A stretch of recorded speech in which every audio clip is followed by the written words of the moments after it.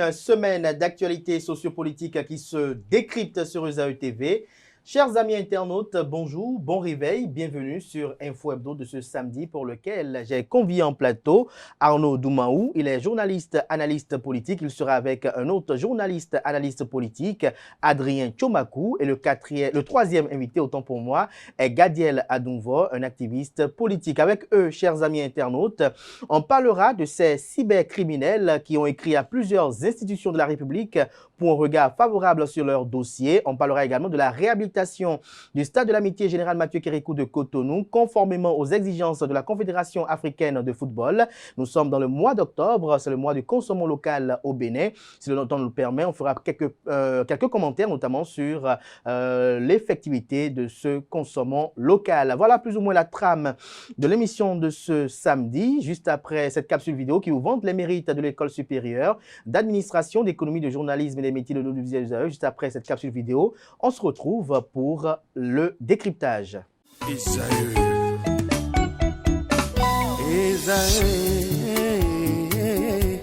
Vous recherchez une école de référence pour une double formation universitaire et professionnelle de qualité? Voici l'opportunité à ne pas rater. L'École supérieure d'administration, d'économie, de journalisme et des métiers de l'audiovisuel ESAE vous offre des programmes d'enseignement en licence et en master orientés vers l'emploi qui font d'elle une référence à travers les filières de l'administration générale et territoriale, l'administration du travail et de la sécurité sociale, droit, diplomatie et relations internationales, administration hospitalière, universitaire et intendance, journalisme et métiers de l'audiovisuel et toutes les filières des sciences de gestion. Une seule adresse, www.esae.bj.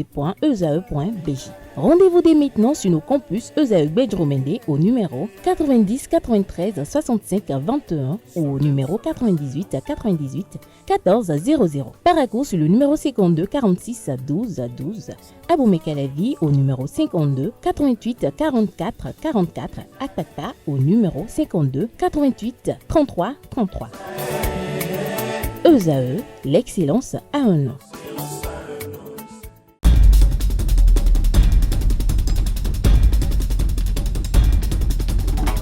Le décryptage du jour, comme je l'annonçais dans le sommaire de cette émission. Arnaud Doumaou, bonjour. Bonjour, cher ami Kader. Merci d'être là. Ça fait un sacré bail, Arnaud. Ah, vraiment. Pratiquement 3 ans, 4 ans. On Vous n'avez pas ici. Je suis Merci de retour. d'être de notre désormais. Merci d'être là. Adrien Tchomakou, bonjour. Bonjour Abdelkader, bonjour à toutes et à tous et bienvenue à cette émission dominicale. Merci d'être là également. Bonjour Gadiel Adunvo. Bonjour, monsieur Abdelkader. Vous aussi, ça fait un moment qu'on vous a vu pas ici. Effectivement, un réel plaisir de vous revoir. Merci aussi, plaisir partagé. Alors Gadiel Adunvo, je vais commencer par vous. Ces cybercriminels qui écrivent à plusieurs institutions de la République. Avez-vous lu le contenu de leur correspondance et qu'est-ce que vous en pensez? C'est avec beaucoup de compassion que j'ai lu la lettre qu'ils ont adressée aux diverses autorités, à savoir le président de la Cour suprême, la présidente de la Haute Cour de justice, le président de la Cour constitutionnelle, je crois, et aussi le président de la République. Vous savez, lorsque des jeunes de 16 ans, 17 ans prennent 7 ans pour avoir commis une activité illégale, ceci répond à l'esprit de la punition qu'est l'emprisonnement des personnes. En même temps, il y a un esprit d'équilibre social qu'on doit rechercher, à savoir racheter une personne qui commet une erreur pour que cette personne ne soit pas encore plus nuisible à la société dans les prochaines années, qui est malheureusement délaissée. Donc, c'est vrai que c'est normal de les arrêter parce que l'escroquerie, ce n'est pas un truc normal à accepter, à promouvoir dans la société. Mais en même temps, 7 ans, je trouve que ça a quelque chose d'extrême. C'est ce qui m'a attristé lorsque j'ai lu la lettre et j'espère vivement que les autorités sauront comment régler. Je ne dis pas forcément de les libérer comme ça, mais en même temps de trouver des conditions pour que les arrestations soient moins violentes et moins contre-productives. Adrien Tchomakou, sur cette correspondance. Oui, il faut dire que j'ai pris connaissance de la dite correspondance, mais en antagoniste au propos de mon vis-à-vis. Moi, je voudrais d'abord signaler que pour moi, ces peines ne sont pas aussi lourdes. C'est des peines légères. Légères? Ah oui, oui, parce que, bon, 7 ans pour des actes commis, des actes d'escroquerie via Internet, je pense que le premier responsable de la Criette, je vais nommer le procureur de la Criette, doit veiller d'abord à ce que ces peines soient bien purgées, ces peines soient respectées. Et s'il le faut, c'est parce que, bon, moi je ne dis pas qu'ils ont mal fait de leur infliger une peine de 5 ans, 7 ans, au lieu pour moi, peut-être, je ne suis pas magistrat, que ça soit une peine de 15 ans ou de 20 ans, Parce que vous savez, l'escroquerie via Internet, quand vous êtes escroqué, excusez-moi, l'être humain étant sacré, mais vous allez même en vouloir à mort à travers vos propos, à travers des verbes que vous allez sortir de votre bouche, ceux qui vous ont escroqué. Je pense quand même que ces cybercriminels déjà condamnés, bien sûr, se trompent de lutte, ils se trompent de bataille. Quand vous prenez connaissance de ce qui a été écrit, c'est que, bon, ils demandent à ce que leur peine soit revue, que la condamnation soit revue en baisse, bien sûr. Ils implorent la clémence du chef de l'État afin qu'il puisse être gracié. Ils implorent la clémence de toutes les autorités judiciaires afin que d'une manière ou d'une autre, ils soient remis en liberté. C'est vrai qu'il peut y avoir des innocents parmi eux. Ce qu'il faut dire, et sur ça, moi, je demande à la justice de veiller, c'est peut-être que les dossiers en instance soient très rapidement pris au sérieux, que ceux-là qui ne sont pas encore jugés soient jugés. S'il y a lieu de les condamner, il faut les condamner. S'il y a lieu de les remettre en liberté, qu'ils soient remis en liberté. Parce que qu'on veuille ou pas, il y aura toujours des innocents dans les condamnations, dans ceux qui sont retenus dans les liens de la justice. Et je pense quand même que cette lettre, cette demande formulée par ce groupuscule de cybercriminels peut porter d'une manière ou d'une autre ses fruits. Mais moi, personnellement, je souhaite vivement que ces peines soient purgées. Alors, Arnaud Doumahou, vous avez suivi à l'instant Gadiel Adoumvo et Adrien Tchomakou. Adrien Tchomakou qui estime que ces cybercriminels qui sont auteurs de cette correspondance se trompent de combat. Oui, je crois que c'est trop facile. Je crois que n'importe qui peut écrire une lettre aux autorités judiciaires pour demander donc une clémence par rapport à telle peine ou à la sanction de telle infraction ou de telle autre. Je crois que si la justice se met sur ce terrain-là, la justice, il n'y aura plus finalement, il n'y aura plus de justice. Et donc, s'il y a plusieurs détenus en prison. Mais est-ce que ce que dit Gadiel Adoumvo n'est pas quand même un peu fondé et en cohérence avec certaines opinions au sein de l'opinion qui estiment que les peines infligées sont un peu lourdes? Non, j'y viens. Je dis d'abord qu'il faut constater qu'il y a plusieurs acteurs qui sont en prison. Il y a des jeunes. Hein. Moi, j'ai eu l'occasion d'aller à l'Okosa. J'ai vu des jeunes en prison quand même qu'on a essayé de mettre dans certaines conditions. Il y a des jeunes qui ont été en prison, qui ont été à des examens dans ce pays. Donc, je crois que si on doit se mettre dans cette dynamique-là, dans cette dimension de dire que, bon, il y a des prisonniers, un certain type de prisonniers qui vont se réunir pour dire, bon, nous demandons de clémence aux autorités judiciaires, je crois qu'on ne va pas s'en sortir. Donc, c'est le premier aspect de l'élément que j'essaie de mettre en exergue. Le second aspect dont vous parlez tantôt, vous parlez de... Je crois que sur ce plateau, nous en avons eu l'occasion de parler des peines. Il y a certaines peines qui sont vraiment lourdes. Parce qu'il y a des peines, vous voyez que ce n'est pas seulement des peines de 7 ans. Tchomakou disait qu'il y a des peines on peut avoir des peines de 15 ans. Effectivement, il y a des peines de 15 à 20 ans. Et ces peines-là, nous avons trouvé à l'époque que c'était des peines un peu lourdes, pas en comparaison d'ailleurs à certains acteurs. Hein, j'étais en prison pour des faits d'escroquerie, mais donc qui ont quand même qui sont d'une certaine carrure, quoi, qui ont bénéficié de la main un peu plus douce de la justice. Et en face avec ces jeunes-là, nous avons trouvé quand même à une certaine époque qu'il y a des peines qui étaient véritablement lourdes. Mais l'esprit dans lequel était la justice à l'époque, justement, était quand même de sévir et de mettre un frein au phénomène. Et ça, il faut le remarquer. Parce qu'il est arrivé à un moment où, dans notre pays, c'était devenu le sport favori des jeunes. Et donc, avec ces peines, on peut aujourd'hui se dire quand même, d'une manière ou d'une autre, qu'il y a eu un peu de recul. Vous avez suivi récemment la dernière déclaration du procureur de la Cour de la Criette. Il y a eu un peu de recul sur un certain nombre de dossiers. Donc, aujourd'hui, on peut se demander, est-ce que véritablement la sanction judiciaire a été efficace? Et là, c'est des questionnements qu'on se pose. Mais de mon point de vue, lorsque vous êtes dans les liens de la justice, il y a des procédures en matière de remise de peine ou en matière de clémence. Et donc, les avocats de ces cybercriminels sont les mieux indiqués pour voir quelle procédure il faut enclencher. Peut-être qu'arrivé à un moment donné, ils sont à bout de souffle. Gadiel Adouvo, j'avais envie de vous poser la question. Est-ce que vous avez été victime une fois de cybercriminalité? Et dites-nous, quelle est votre appréhension Justement, écoutez, tout le monde a été un jour ou l'autre victime d'une façon ou d'une autre, avec des sommes, des quantités d'argent différentes de cybercriminalité. Je pense que c'est un fait qui nous touche tous les jours dans la société. Je ne pense pas qu'il existe une personne aujourd'hui qui va dire qu'il n'a jamais été escroqué, même si la personne n'a pas été forcément victime des faits directs de cybercriminalité. Quand même, à un moment ou à un autre, on a perdu notre argent de par la mauvaise foi d'une personne qu'on avait en face. C'est pourquoi je trouve l'avis de M. Tchomakou humain. C'est un avis humain, mais sur le long terme, c'est un avis naïf. Pourquoi? Parce qu'en réalité, M. Tchomakou base son argumentation sur la douleur que peut ressentir une personne en réalité au moment où cette personne se fait escroquer. Néanmoins, ce que M. Tchomakou occulte totalement... Elle peut se suicider, par exemple. On en vient. Oui. Néanmoins, ce que je pense que M. Tchomakou occulte totalement dans son analyse, c'est que sur le long terme, que deviendra en réalité des cybercriminels qui font 10 ans en prison, 7 ans en prison, parce que les peines vont bien au-delà de 7 ans. Ne pensez pas que les peines limites sont de 7 ans, c'est bien au-delà. Qui font 7 ans en prison, 7 ans d'emprisonnement dans un système carcéral totalement embryonnaire où il n'y a pas de possibilité aux personnes en prison de se faire former, de faire valoir d'autres compétences. Vous les prenez, pas milliers, et 7 ans après, vous les lâchez comme ça en circulation. Imaginez le boom que ceci va créer. Est-ce que vous pensez, M. Tchomakou, que vous serez plus en sécurité dans la société avec des milliers de personnes qui ont purgé 7 ans de peine et qui sont dehors sans vraiment aucune formation, aucune compétence? Est-ce que vous pensez que comme ça... Mais en prison, il y a quand même un encadrement qui est effectué. Non, je peux répondre? Non, déjà, un instant, oui, vous allez répondre. Déjà, lorsque vous parlez d'encadrement, je pense que vous devez être beaucoup plus précis. Parce que quand on parle d'encadrement, à ce que je sais, sauf si je suis ignorant à la question et vous allez m'aider, c'est qu'on les surveille, on les entasse et on les surveille pour qu'en réalité ils ne sortent pas. Je ne sais pas si en prison, il y a des personnes, par exemple... Lorsque vous avez une bonne conduite, quand même, ça permet quand même... Encore qu'il y a des prisonniers qui apprennent de divers métiers et qui font aujourd'hui, à un certain moment, des mois d'année, font des expéditions. Lorsqu'on remarque votre comportement, oui, allez-y, Daniel. Déjà...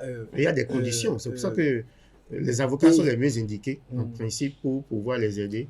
Déjà, les libertés par rapport au comportement des prisonniers au Bénin ne sont pas assez... Je ne parle pas de libération. Les libérations des prisonniers au Bénin par rapport à leur comportement ne sont pas assez récurrentes. C'est un truc que nous voyons assez dans les films, en Occident en l'occurrence. Mais ça existe. Mais au Bénin, par exemple, il est très rare que moi je tombe sur des personnes en réalité qui ont été libérées parce qu'ils ont une bonne conduite en prison. Si vous avez des statistiques, vous me les sortez. Maintenant, lorsque nous allons, parler des métiers qui ont été promus en prison, c'est même un truc que j'apprends actuellement. Parce que moi, écoutez, j'ai eu la chance de collaborer avec plusieurs avocats, parler même à des prisonniers, parce que... Peut-être qu'ils font économie de vérité à ce niveau. Non, écoutez. C'est la palissade. Écoutez, moi je pense que dire qu'ils font économie de vérité, sans avoir la contre-information, c'est faire preuve de mauvaise foi. Non, c'est ça que je dis, il faut vérifier. Et c'est pourquoi j'ai déjà vérifié. Et chez qui j'avais vérifié? C'est chez les victimes de cybercriminalité. Et c'est justement pour ça que moi, je peux vous le confirmer aujourd'hui, il n'y a pas de formation qui sont données aux personnes en prison. Il n'y a pas de mesures prises par l'État dans le but de leur permettre de faire une réinsertion efficace, avantageuse pour nous. Là, vous n'avez pas été à la source de la bonne information. Oui, Adrien Tchomakou. Merci beaucoup. Je voudrais d'abord préciser que, à l'état actuel des choses, si Foyer d'amour ONG rend public le rapport d'études commandité par cette ONG, vous allez couler les larmes. Est-ce que vous convenez déjà avec moi que tout au moins, des cybercriminels ont contribué aux plusieurs pertes en vies humaines? Écoutez, ce qu'on appelle la détresse émotionnelle, vous savez bien que ça conduit à la mort. Quand votre sou a été escroqué via Internet, quand vous avez été dupé, vous avez perdu le gain d'une vie, quand des gens sont emportés, surtout les jeunes dames, des jeunes filles, des personnes de troisième âge escroquées. Vous savez, il y a quelqu'un, je ne veux pas donner son nom, mais je vais quand même le situer pour que ceux qui le connaissent savent ce que je suis en train de dire. Derrière le groupe de presse Canal 3 Fraternité, le monsieur, il y a un immeuble là, qui est connu de tous, il a été escroqué à hauteur de 140 millions de francs CFA. Ici, là, jusqu'à ce jour, ça ne marche plus. Bon, je n'ai pas fini. Vous voyez un peu ce que je dis? La détresse émotionnelle, ce que ça amène, finalement, ça conduit à la mort. Vous devenez fou. Et quelqu'un qui est responsable de cette détresse émotionnelle, qui finalement a été rattrapé par la justice, vous allez demander à ce qu'il soit libéré. Déjà, Vous venez de dire quelque chose tout à l'heure qui ne colle pas à la réalité. L'agence pénitentiaire fait beaucoup pour nos prisons. Aujourd'hui, l'agence pénitentiaire nous permet, et ça existait déjà depuis plusieurs années, tout étudiant, tout apprenant, tout élève retenu dans la ligne de la justice détention peut aller composer à la fin d'année à un examen national. Premier point. Dans nos prisons aujourd'hui, quand je prends la prison civile de Missérité, c'est un exemple parmi tant d'autres, d'après Missérité, écoutez, on vous apprend à faire des métiers d'art. On vous apprend à faire des métiers d'art, si bien que même si c'est 3 mois que vous faites là-bas. Avec le soutien des partenaires avec le soutien des partenaires. Il n'y a pas de... Écoutez, c'est-à-dire il y a beaucoup d'activités qui s'apprennent à l'intérieur de nos prisons. Il y a le marché qui s'anime bien. C'est vrai, une prison n'est pas un hôtel.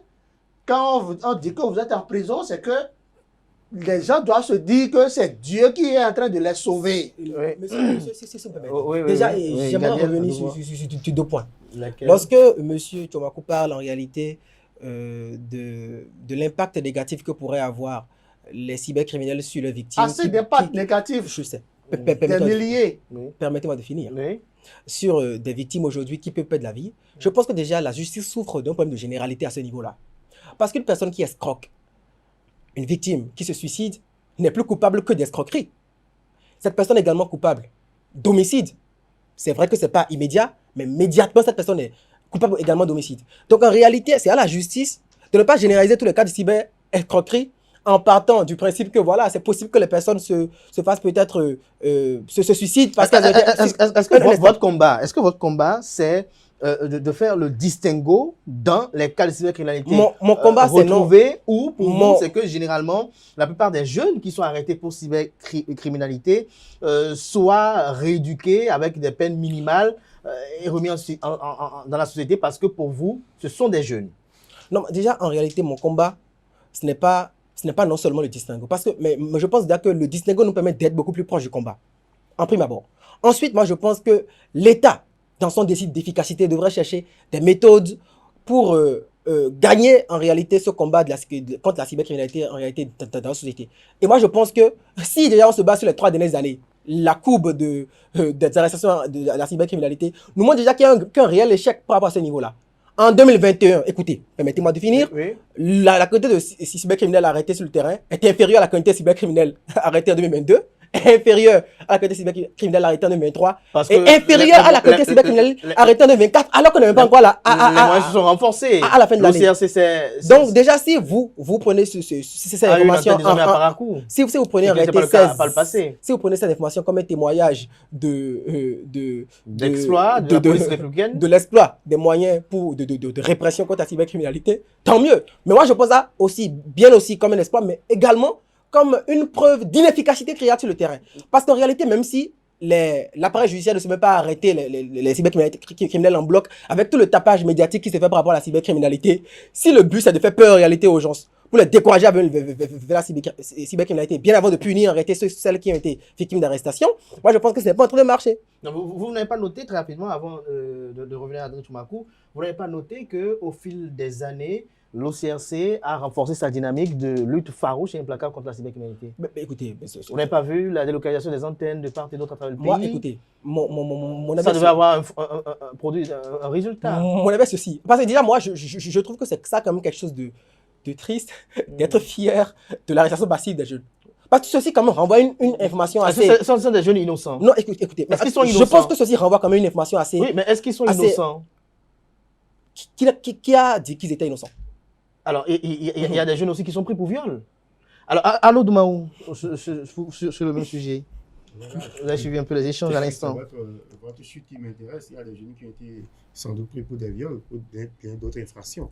Je ne me retrouve pas. C'est pour ça que je dis que ça serait quand même un peu bizarre, un peu trop facile que la justice dise aujourd'hui, bon, nous allons libérer les cybercriminels parce qu'ils sont jeunes. C'est pas ce qui est demandé. En tout cas, ce n'est pas ce que moi je défends. Qu'est-ce que vous défendez clairement? Clairement, très clairement, moi je défends déjà un adoucissement des peines parce que 7 ans, 10 ans pour des jeunes, des personnes de 16 ans qui ont commis de l'escroquerie en ligne. 5 ans, c'est raisonnable? Non, mais écoutez, il faut Est-ce d'abord... que, est-ce que vous savez que ces enfants de 16 ans dont vous parlez roulent carrosse? Est-ce que vous convenez avec moi que ces enfants roulent même Range Rover de 21 millions de francs CFA Non, mais écoutez... à l'achat? Ce que moi je voudrais dire, il faut qu'on spécifie quelque chose. D'abord, c'est un avocat qui défend son client. Et là, il n'y a pas de problème. Mais si nous allons nous mettre ici à défendre un cybercriminel, nous serons poursuivis pour association de malfaiteurs. Ce sont les tests en vigueur qui le disent. Ne galvaudez pas les thèmes de cette façon. Tout à fait. Non. Je te parle. Alors, Parce que c'est anormal alors. dépendre un cybercriminel, On ne peut pas. quelqu'un qui est à la On ne base peut pas. des centaines de milliers Alors, de décès. on va Je s'écouter. pense que Arnaud Doumaou, on va l'écouter quand même sur le sujet avant qu'on puisse poursuivre. D'abord, il faut dire que les peines ne sont pas...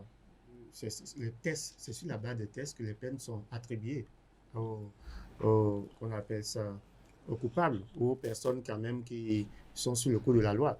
Donc, ce n'est pas au prorata de l'âge que le juge prononce sa sentence. Et si lorsque vous avez peut-être commis un crime, la loi, le code pénal prévoit sans doute que cette infraction, vous devez être frappé de cette infraction, ça peut aller de 5 ans à 10 ans, de 15 ans à 30 ans. Donc, ça peut être le cas. Donc, ce n'est pas que le juge se lève donc pour donner les peines selon son humeur. Donc, je pense plutôt que au même moment, on demande. Parce que c'est là le débat sur le plateau. Vous dites au même moment que les mesures prises aujourd'hui sont inefficaces parce que de jour en jour, il y a plus de cybercriminels. Et au même moment, vous estimez qu'il faut libérer ceux qui sont là. Il faut être un peu plus clément vis-à-vis de ceux qui sont là. Pourtant, vous affirmez toujours que beaucoup de jour en jour, il y a des jeunes quand même qui ont de l'entrain à la chose. Alors, qu'est-ce qu'il faut faire? À un moment où vous dites, finalement, laissez-moi parler, sinon finalement, c'est le seul à... C'est un débat. Donc, au finish, vous voulez une solution contraire. Je pense plutôt que, grâce aux éléments, aujourd'hui aux instruments mis à la disposition de la police républicaine, on arrive beaucoup plus donc, à appréhender, À les localiser. Et à les prendre. Avant, Dans les derniers retranchements. Il y a quelques années en arrière, vous ne pouvez pas aller prendre une petite bouteille de bière quelque part. À peine vous rentrez dans la buvette, vous voyez qu'un jeune de 18 ans, de 15 ans, lui-même prend en otage la buvette, il prend, c'est lui qui... Il la prend en otage, non? Est-ce que c'est pas non, trop... mais c'est une façon de dire. Parce que... C'est lui qui devient, pour le moment, c'est lui le boss de la buvette. Et les jeunes de 15 ans... mais est-ce que ce qu'on ne doit pas déplorer sur ce plateau, c'est qu'à un moment donné, dans la société, on a fait le constat que la cybercriminalité était comme une profession pour certains. Non, il faut dire que les gens disaient, ce qui se disait, c'était que bon, les Blancs ont pillé nos aïeux, nos ancêtres. Et donc, aujourd'hui, nous sommes en train de récupérer ce qui nous a été volé pendant la période coloniale. Alors qu'aujourd'hui, c'est ça, au fait, le problème. Aujourd'hui, ce n'est plus une affaire des Blancs. Ce n'est plus une affaire des Blancs qui ont pillé nos ancêtres. Non. C'est une affaire de Béninois contre Béninois. Des jeunes Béninois qui sont dans nos quartiers, qui viennent piller nos mamans, Tout à fait. nos grands frères. C'est de ça qu'il s'agit. Ce qui fait que ce n'est plus une affaire, peut-être pas le passé. C'est ça que moi, il fonctionne. J'entends simplement Zinf. C'est ça que moi, j'ai des hommes. Vous n'avez jamais été proche d'un d'entre eux? Non. C'est ça. Je suis intelligent pour escroquer les gens via... Là, très vite, on va me prendre. Donc, je ne peux pas laisser ce terrain-là. C'est tout ce que j'entends. Donc, je pense plutôt que il faut décourager ce phénomène avec la dernière rigueur. Il faut maintenir le cas par rapport à ça. Maintenant, en matière de justice, il ne faut pas qu'il y ait deux poids, deux mesures. Il ne faut pas qu'il y ait des gros bonnets qui commettent des escroqueries, peut-être au plan international, qui écopent peut-être de 5 ans. Vous suivez mon regard. Ou de 10 ans, vous suivez mon regard. Et puis après, des jeunes peut-être de 18 ans, on leur donne 15 ans, 20 ans. Mais 7 ans. Il faut une équivalence. Il faut quand même qu'il y ait plus un équilibre de justice vis-à-vis de ces jeunes-là. Mais il faut que les juges sachent qu'il faut aller travailler. Il faut aller travailler. Merci, c'est une belle conclusion pour vous, Arnaud Doumaou. Oui, pour Tu conclure, m'as gardez la lâché nouveau. complètement. Oui, je reviens. non, Je reviens pour votre On conclusion. dirait que Oui. tu as remis, Écoutez, le oui. débat se concentre là-bas. Non, mais sur- écoutez, sur- Non, non, non, c'est non, le pas gars. du tout, pas du tout. Je sais Déjà- ce que vous avez à dire. Monsieur, pardonnez. Monsieur Arnaud, Monsieur Arnaud a Doumaou. sorti en réalité une théorie très intéressante par rapport à l'esprit du travail qui devrait habiter nos jeunes Béninois. Mais là, en même temps, il y a une problématique qui vient. Aujourd'hui, quelles sont les opportunités offertes aux jeunes qui ont envie de travailler? Ça, c'est une question. Écoutez, je ne suis pas du tout de ceux qui sont aussi extrêmes dans leur jugement en justifiant la cybercriminalité par l'absence d'emploi.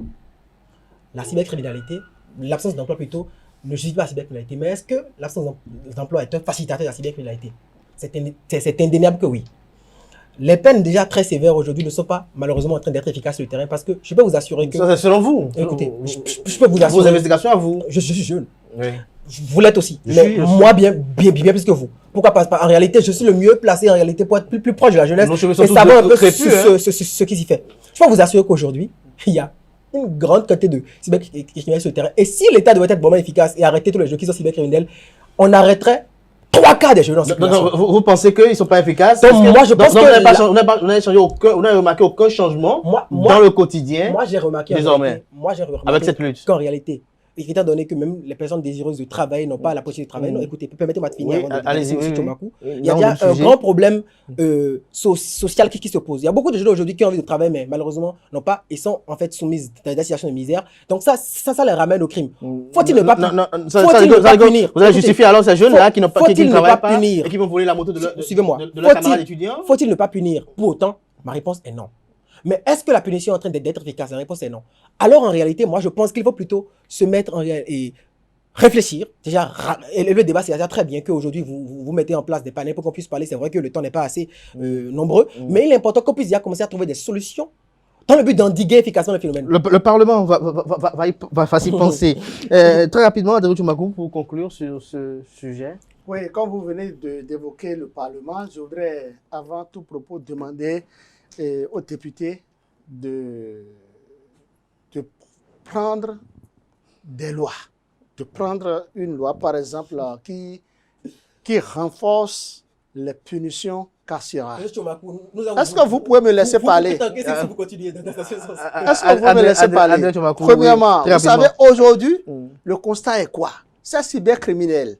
Aujourd'hui, l'effectif dans nos prisons, ça doit faire 1 million, c'est 1600 environ. Vous dites quoi? L'effectif de quoi? Des cybercriminels.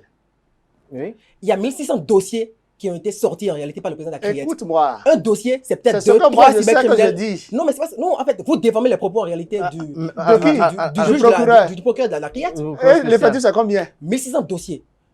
Il y a Mais des non, 1600.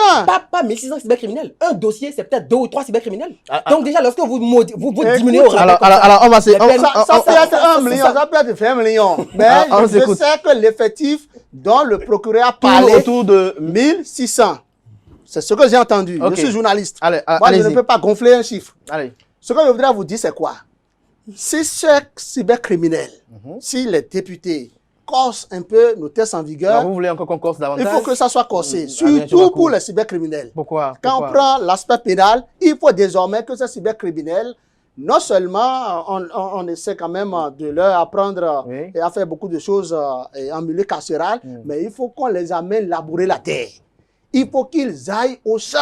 Il faut qu'on les apprenne comment labourer la terre. Écoutez, vous allez à Tori là, il y a des hectares là. Vous allez à Dassa, c'est des milliers d'hectares. Au nord du Bénin, n'en Adrien, parlons Adrien. plus. Non, mais c'est mais mieux, c'est mieux. actuellement, C'est mieux. Adrien ce que Chomakou. je dis, Oui. permettez-moi de vous dire la vérité, Oui. parce que les gens sont là, ils mangent. S'ils sont malades, on les soigne. C'est de l'argent du contribuable béninois. Merci. Donc il faut qu'ils contribuent à quelque chose. Merci. Il faut qu'ils travaillent. Il faut qu'ils labourent la terre. Je suis Il faut d'accord. qu'on les apprenne à labourer la Donc, terre. pour vous, les cybercriminels Quand les gens disent pris que c'est parce doivent, qu'il y a pas de- doivent labourer la terre. C'est Ils ça n'ont- pour vous? Et écoutez, si l'État C'est a mieux. besoin des hectares, moi, dans mon village, nous en possédons. Notre famille mettra ces Où ça? hectares Où ça? à Dassa. À Dassa. Oui, plus précisément à Gamba. Je n'ai pas fini. Écoutez, ce que les gens comprennent, c'est quoi? Il faut que les Béninois enlèvent de leur tête l'hypothèse qui fait état de ce que c'est parce qu'il n'y a pas d'emploi que les enfants vont faire la cybercriminalité. Non! S'il n'y a pas d'emploi, créez l'emploi vous-même. Allez faire de prêts pour avoir de l'argent et créer d'emplois. S'il n'y a pas d'emploi, venez. Même à Toritou près, moi je suis prêt Faire des à prêts chez mettre, qui? à mettre à votre disposition 5 hectares. Vous allez labourer la Faire des terre. prêts chez qui? Merci On à peut vous, venir chez toi faire du prêt, pas de Adrien l'argent. Tchomakou. Ah, d'accord. Arnaud Domaou, on va passer au sujet suivant parce que le temps qui nous était parti est assez coincé là. On parle de la réhabilitation du stade Général Mathieu Kérékou de Cotonou. Vous avez suivi, comme tout professionnel des médias, la séance hebdomadaire du Conseil des ministres de cette semaine qui a pris une décision dans ce sens-là. D'entre deux jeux, dites-nous, qu'est-ce que vous pensez de cette décision prise par l'État central et quelles sont ses implications? Je pense que c'est une bonne nouvelle parce que vous voyez qu'aujourd'hui, le Bénin joue à l'extérieur. La plupart des rencontres qui doivent se jouer au Bénin ici, nous sommes obligés d'aller sur Canal+, chercher sur quelle chaîne nous allons retrouver les matchs des guépards désormais. Je vais pas dire curé. Et puis, fort heureusement, la dernière fois, l'ORTB nous a permis de suivre en direct le match Bénin-Rwanda qui s'est joué à Kigali. Donc, je crois que c'est pas bien. C'est pas bien pour une grande nation de football, parce que le Bénin n'est pas un petit pays aujourd'hui en matière de ce sport-là. Donc, il faut quand même que... c'est que les Béninois sont passionnés de foot. Vous voyez, suivez simplement, prenez dans les rues de Cotonou, lorsque vous voyez qu'il y a peut-être un match, un grand rendez-vous footballistique, le Champions League, lorsque vous voyez peut-être, on dit qu'il y a un Barça ou un Real ou tel, dès lors qu'on lance le championnat, vous pouvez remarquer que les cafés sont bondés de monde. Et autant d'un ministre, je crois que, je ne vais pas le citer parce qu'il est ailleurs aujourd'hui, autant d'un ministre, on mettait des écrans géants, donc pour limiter un peu, parce que parfois, les gens regardent le foot jusqu'à ils tombent dans les rues parce qu'il n'y a pas la place, et puis parfois, il faut essayer de les éviter en circulation. Non? Les Béninois sont passionnés de football, et on ne peut pas avoir Bénin, on ne peut pas ne pas avoir du stade digne du nom. C'est vrai que le gouvernement a fait un travail un peu remarquable ces dernières années où nous avons quand même des stades dans plusieurs communes. Je crois que dans plus d'une vingtaine de communes, on avait à construire des stades. Mais aujourd'hui, ces stades-là ne sont pas des stades qui peuvent accueillir des rencontres internationales. Donc, le seul stade que le gouvernement vient de trouver tout au moins, c'est le stade de Mathieu Kérékou, et qu'on a réfectionné. Mais qui avait été réfectionné. Oui, qui a été réfectionné. Donc aujourd'hui. Alors, qu'est-ce qui s'est passé entre-temps? Alors, je ne suis pas, je préfère ne pas. Il faut parler du dossier dans le fond, mais je dis que c'est un défi. C'est pas bien pour l'image du gouvernement de Patrice Talon de ne pas pouvoir accueillir cette grande rencontre au Bénin. Donc, je crois que non seulement le gouvernement donne son accord et lance le processus, mais il faut que ce soit accéléré et qu'il y ait un meilleur suivi. Il y a un meilleur suivi. Il ne faut pas que les gens dilapident encore les ressources. Donc, autrefois, ça s'est dilapidé. Je ne sais pas. Adrien Tchomakou, réfectionné il y a quelques années, aujourd'hui encore, on veut le mettre aux normes, exigé par la CAF. Qu'est-ce qui s'est passé en temps? Ce qui s'est passé en temps, il faut dire qu'on en était là quand le Conseil des ministres a annoncé que avec la coopération sino-béninoise, notre stade, le stade de l'amitié Gérard Mathieu Kérékou sera réfectionné. Et là, finalement, le gouvernement et son partenaire chinois ont ensemble débloqué 14 milliards de francs CFA, c'est 13 milliards poussières que moi j'ai arrondi à 14 milliards. Vous avez arrondi? Oui, il faut par moment arrondir les chiffres, puisqu'on parle souvent des milliards en République du Bénin. Donc, il faut dire que le gouvernement béninois, ça il faut le souligner, comme l'entreprise en charge de la réfection du stade de l'amitié était une entreprise chinoise, le gouvernement béninois, avec la coopération, l'accord de partenariat qui existait, le gouvernement béninois n'a payé que le tiers. C'est-à-dire l'État béninois, vous faites 14 milliards divisé par 3, vous allez trouver ce que l'État béninois peut payer. l'État béninois a mis dedans. Et cette entreprise a fait le travail a été livré. Et finalement, quelques semaines et mois après, on a constaté malheureusement que notre stade ne répondait toujours pas aux normes et que le stade a été déclassé. Ça a été déclassé par la FIFA. Il faut dire que c'est ça qui a amené certains problèmes. Et il faut le dire, c'est le ministre Oswald Omeki qui avait géré ce dossier en ce moment. Et finalement, ça a suscité beaucoup d'attention. Et finalement, qu'est-ce qu'on a eu droit? On a constaté que, le dossier était classé sans suite ou classé pour revenir plus tard. On en était là quand le Conseil des ministres du mercredi nous parle de la réhabilitation à nouveau et que l'entreprise qui doit réhabiliter est déjà identifiée que c'est une entreprise qualifiée.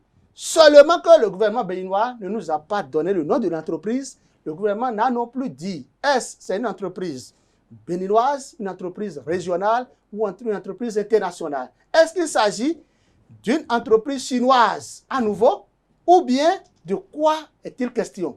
Le gouvernement ne nous a non plus avancé les millions ou milliards qu'on veut sortir pour la dite réhabilitation à nouveau. Ce qu'il faut dire, c'est bien que nous ayons désormais un stade qui répond aux normes internationales, un stade qui peut abriter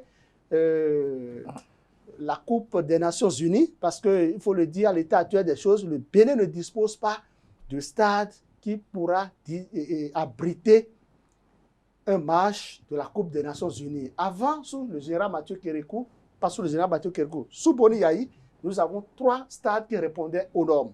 Je vais parler de Boni Yahi 1. Il y a le stade de l'Amitié, le stade René Préven et le stade Charles de Gaulle de Porte-Nouveau.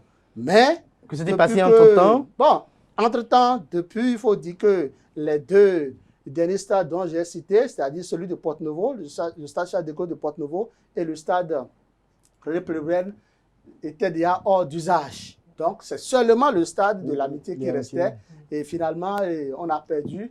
Et pour faire des matchs d'entraînement maintenant, il faut se rendre à Abidjan. Tout ça, c'est des millions pour l'État béninois. Je pense qu'avec cette réhabilitation, quoique ça va nous coûter, parce que le Bénin étant ambitieux d'abriter un jour la Coupe de grandes compétitions, des différentes compétitions, quoique cela va nous coûter, je pense quand même que ce que nous avons l'habitude de débourser pour que les écureuils aillent, pas les écureuils, les guépards aillent à Abidjan pour s'entraîner, je pense quand même que tout ça là, ça va amoindrir un peu. Ça verra d'autres fins. Regardez la nouveau sur le même sujet. Ouais. Lorsque 13 milliards de francs CFA ont été déboursés pour réhabiliter un stade il y a quelques mois, dans un contexte où les critères de la FIFA existent, ce n'est pas maintenant que la CAF a inventé ces critères pour qu'un stade réponde aux normes. Il y a déjà quand même un problème. Il faudrait qu'on vienne qu'il y a un grand problème. Vous pensez qu'on doit situer les responsabilités? En réalité, pourquoi l'échec de la dernière réhabilitation? Parce que 13 milliards pour des Béninois, c'est quand même énorme. Je ne peux pas aller contre cette décision de la nouvelle réhabilitation parce que c'est une décision positive. Il est important que nos écureuils, en réalité, soient dans... Nos guépards. Nos guépards, pardonnez. Pardonnez, Simon. Déjà, avec le données statistiques, c'est tout à fait normal de les confondre avec les écureuils. Bon, pardonnez-moi. Les guépards. Oui, en réalité. Les guépards méritent de jouer dans les meilleures conditions et c'est même très bon pour les images. Mais il y a quand même ce petit problème-là qu'il faut mettre en jeu. Et pour que les résultats soient situés, parce que 13 milliards, pour qu'aujourd'hui reprendre tout ceci, dans un contexte où M. Tchoumakou a su le dire, on ne sait même pas combien est encore mis sur la table actuellement, en réalité, pour que ce stade soit réhabilité. On ne sait pas quelle entreprise va s'en charger. Ce sont tous des questions aujourd'hui Sûrement que les jours suivants vont nous donner des réponses par rapport à cela. On l'espère. Peut-être notre conseil des ministres va apporter des clarifications. On l'espère. En même temps, la décision de réhabiliter, elle est positive. Maintenant, si je vais glisser légèrement dans le niveau du football, et s'il n'y a pas de financement, moi je me dis que s'il faut dépenser de l'argent, il y a des choses à faire qui sont peut-être mieux que la réhabilitation du stade plutôt. Selon vous, Arnaud Maou, mais qu'en est-il des fonds qui ont été utilisés autrefois? Est-ce que le dossier doit faire surface pour qu'on puisse voir clair? Oui, je n'avais pas voulu aborder dans ce sens-là parce que je savais que tu m'en crois qu'on s'est parlé. C'est une question de coopération. Et puis, vous avez entendu dire, pour certains, les entreprises chinoises n'ont pas voulu quand même qu'il y ait un bureau de contrôle de la part de l'État béninois, pour ce que j'ai entendu dire.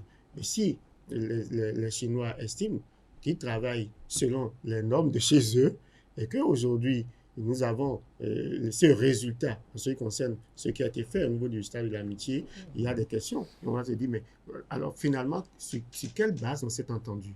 Alors que le Bénin, la Chine est un grand ami du Bénin. Je ne vais pas vous le faire dire. Et donc, aujourd'hui, si cette question de coopération se sont posées et que quelque part nous avons trébuché, je ne vais pas voulu entrer dans les détails.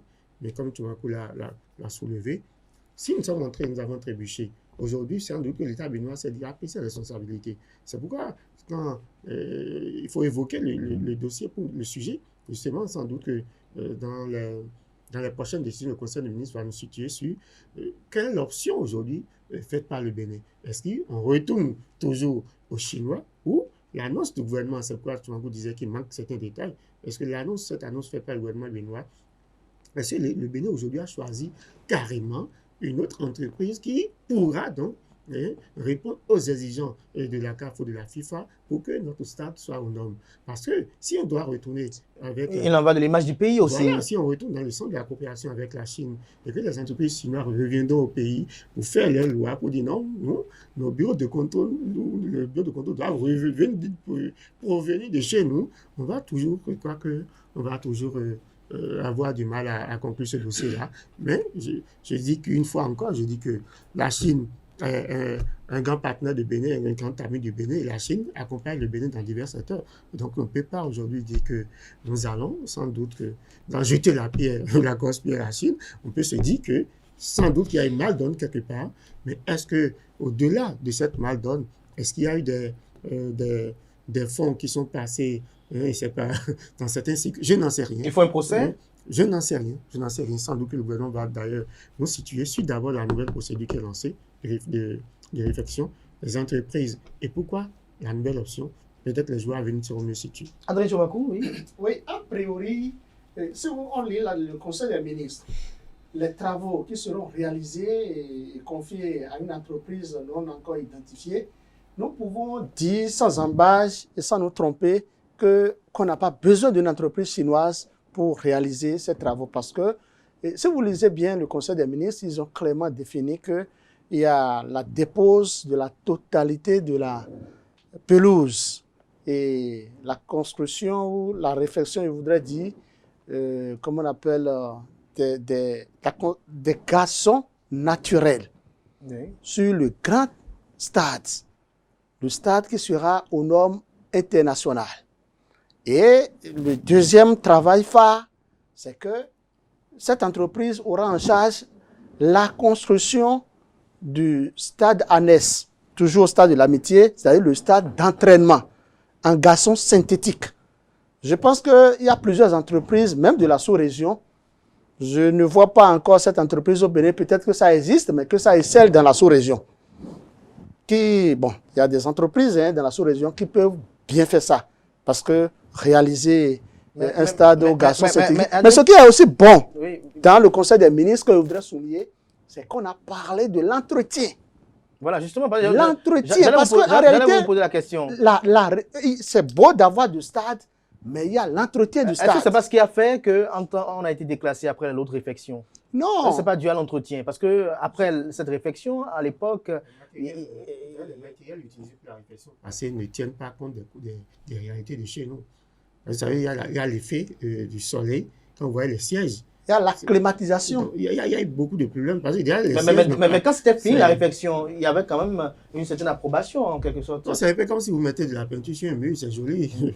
Mais avec le temps... Avec le temps, ça va se détériorer. Mais les matières utilisées... Vous n'avez pas tenu compte de l'acclimatation. De l'acclimatation des réalités de chez nous, sans doute. Ce qu'il faut dire, et qu'il faut encourager le gouvernement à le faire, c'est d'être davantage plus ambitieux.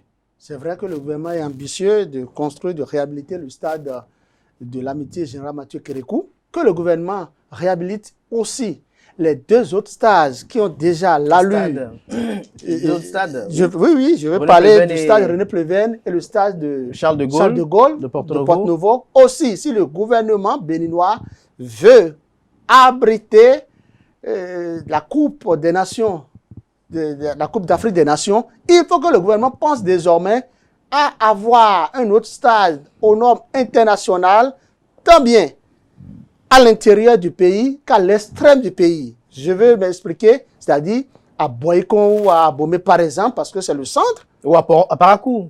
À Parakou, ainsi qu'à Tchougou. Ou à Dassa chez vous. Écoutez, c'est pour vous dire quoi? Il y a quand même de l'espace pour ça. Les Béninois sont déterminés à donner gratuitement même au gouvernement béninois, mettre à leur disposition. On n'a même pas besoin de déclarer d'utilité publique des domaines. Il y a des gens qui sont pour. Au même moment, nous devons nous dire que, Oui. s'il y a ces stades qui répondent aux normes internationales à l'intérieur du pays, Oui. il y a les jeunes aujourd'hui, les jeunes dans nos contrées, dans nos campagnes, dans nos villages, qui aiment le football. Ils ont 21 stades omnisports. Ils vont s'adonner davantage. Ces 21 stades-là sont ouverts quand et où? Merci à vous, Adrien Tchomakou. Oui, Gadiel Adouvo, pour conclure avec ce sujet. Mais c'est clair que voilà, tout a déjà été dit par Mes prédécesseurs. mes prédécesseurs. On est tous d'accord en réalité qu'il y a eu un grand problème déjà avec l'autre réhabilitation. Mais moi, je pense que c'est trop tard aujourd'hui pour se plaindre. Il est temps de remettre la Mais machine il faut en quand même marche. faire le diagnostic pour ne pas tomber dans le même travers. Je suis d'accord et j'invite ainsi les autorités à prendre des responsabilités et surtout à les situer. Maintenant, il est temps quand même qu'on fasse la nouvelle réhabilitation. Mon espoir, mon espérance, peut-être qu'elle est naïve, est que les fonds qui seront alloués à cette réhabilitation ne partent pas au service d'autres entreprises autres que béninoises. Parce que voilà, moi je ne suis pas totalement de ceux qui pensent que le Bénin est un désert de compétences. Moi je pense qu'il y a des gens qui sont capables aujourd'hui au Bénin de réhabiliter des stades et que le gouvernement fasse attention à cette information en voulant aujourd'hui allouer des fonds à une quelconque entreprise. Merci à vous, Gadiel Adouvo. Merci à Arnaud Doumaou. Merci à Adrien Tchomakou. Alors, Arnaud Doumaou, nous allons aborder le dernier pan de cette émission de ce matin, notamment le consommation local. Ça fait déjà quelques années que chaque mois d'octobre, le mois d'octobre est consacré au consommation local. C'est une tradition, si on peut le dire ici. Alors, après quelques années, pour vous, quel est le constat? Déjà, on peut être fier aujourd'hui de ce que font les Béninois aujourd'hui. Je prends juste l'exemple du riz, parce que j'en achète souvent. L'exemple du riz. Vous avez aujourd'hui du riz béninois de très bonne qualité, très bonne facture. Vous avez également la question aujourd'hui, le Bénin est en train de résoudre également la question des emballages. Parce qu'on a de gros problèmes par rapport aux emballages.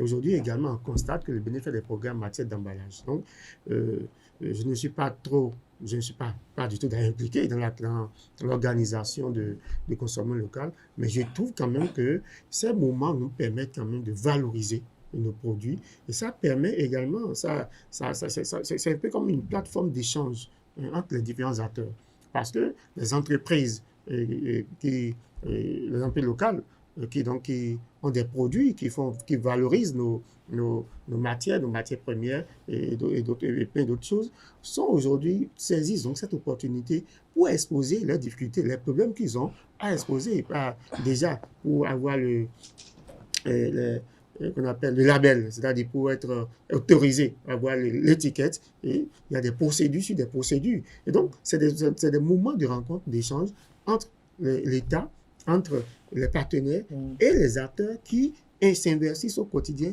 dans la valorisation de nos produits. Alors, Arnaud Doumaou, dites-nous, pour vous, quand vous entendez consommation local, qu'est-ce que cela vous dit? Consommation local, déjà, ça te dit qu'il faut consommer ce qui est de chez toi. C'est ce qui est de chez toi. Mais le consommation local doit être adopté par qui et qui? Par nous les Béninois. Par tout le monde. D'abord nous les Béninois. Même les gouvernants aussi. Évidemment. Mais est-ce que vous notez durant ce mois, Gadiel Adouvo, je vous pose la question, est-ce que vous notez durant ce mois une attitude de la part des autorités politico-administratives du respect de cette tradition qu'on s'est donnée de décréter le mois d'octobre comme mois de consommation locale? Déjà, il est de notoriété commune que nos gouvernants, en réalité, consomment tout autre chose que ce qui se produit chez nous. Parce qu'aujourd'hui, ils ont de très grands moyens. Ils ont donc la possibilité de consommer des trucs de très grande qualité. Malheureusement, étant donné que le Bénin... On peut consommer le local travaillé, modifié. C'est-à-dire? On peut consommer local, mais autrement.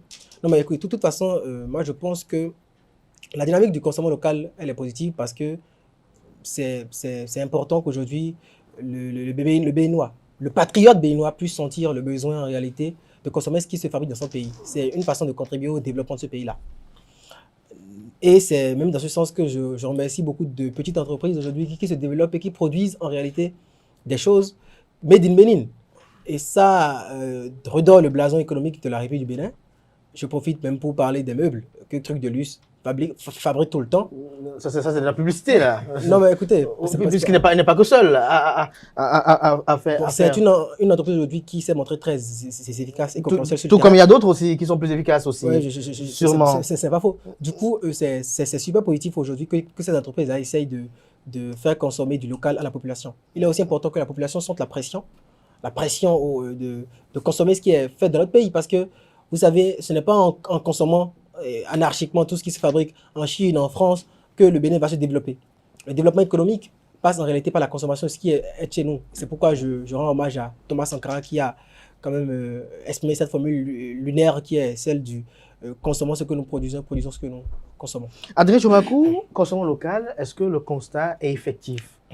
Pas du tout. Vous avez jamais vu le constat effectif au Bénin? Il n'y a pas de consommation locale au Bénin. Premier point, il faut que le gouvernement béninois supprime cette affaire de mois de consommation locale où le ministère de la Culture débourse des millions, beaucoup de millions pour ça, à travers une structure dont je tais le nom. Écoutez, quand vous voyez du haut jusqu'en bas, quand vous prenez le gouvernement béninois et son chef, il n'y a pas de consommation locale là. Ils sont tous en costume. Comme je le suis ici, ils sont tous en costume. Quand pas de consommation locale, pendant un mois, tout Béninois doit s'habiller comme Arnaud Doumao. C'est d'abord ça, comme M. Kader. Tout part de là. Même si l'apparence est trompeuse, faisons l'effort de montrer d'abord que nous consommons local. À part la seule personne que je peux identifier ici, c'est la vice-présidente de la République. Tout à fait. Elle consomme toujours local. 5 sur 5. Intempestivement. À tout moment. Donc je pense qu'il n'y a pas de consommation local. Il faut que le gouvernement nous aide à économiser. Il y a quand même le président de l'Assemblée nationale. Les dizaines de millions qu'on injecte. Adrien Tchomakou, il y a quand même le président de l'Assemblée nationale aussi qui fait quand même beaucoup d'efforts. Bon, il fait des efforts. Ce n'est que des efforts. Beaucoup. Celui qui, par moment, je peux dire qu'il fait de consommation locale, c'est le chef de l'État. Pourquoi vous Est-ce que vous ne le voyez pas? Est-ce que vous ne le voyez pas à l'occasion des cérémonies culturelles officielles? Andachiki? Quand ils ont organisé Vodou Day, vous l'avez vu? Vous avez vu comment il a été stylé en tenue locale? S'il va sous le pied de l'Amazon, vous voyez comment Patrice Talon est souvent stylé et en tenue. Adrien Tchomakou. Je pense quand même que le gouvernement béninois doit supprimer cette affaire de mois de consommation locale. Non, est-ce qu'il faut pas revoir?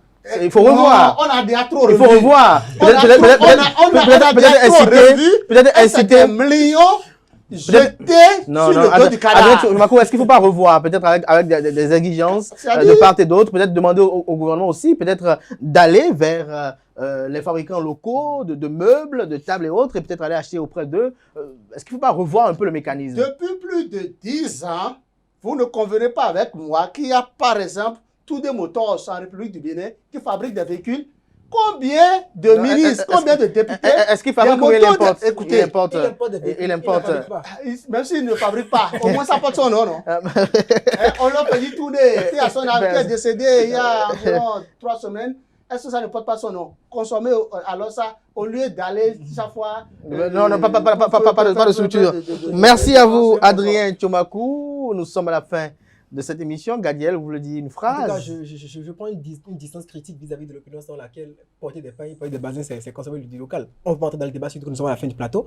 Néanmoins, quand même, à partir de l'instant où le sentiment de consommer local commence à habiter les Béninois les uns les autres, c'est quand même un très grand. Merci, Gadiel Adounvo. Ce que je voudrais ajouter, comme mot de fin, c'est que la CRIET continue de suivre correctement les cybercriminels qui sont détenus dans la prison. Adrien Tchomakou. Qui puissent correctement les peines, qu'on ne revienne pas pour nous dire qu'on veut les gracier. Merci Arnaud Doumao. Que les cybercriminels ne soient pas graciés, qu'on les punisse.